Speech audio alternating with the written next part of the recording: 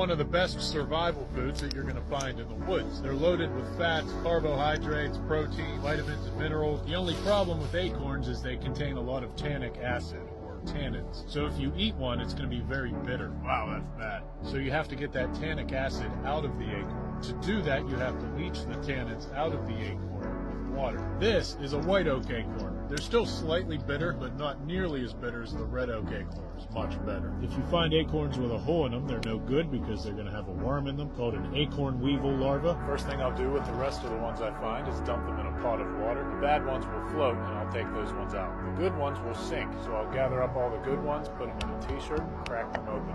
Then I'll take the meat out of them and put them in a pot.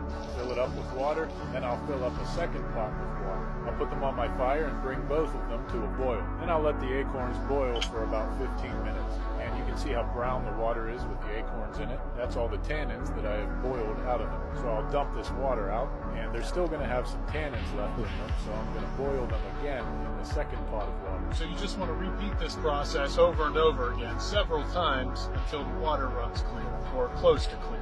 So I boiled these and changed the water 8 times. Now they're about done. I roasted them a bit. Now I'll eat them. And you can salt them if you have salt. They still have a slight bitter taste to them, but not nearly as bad as before I boiled them.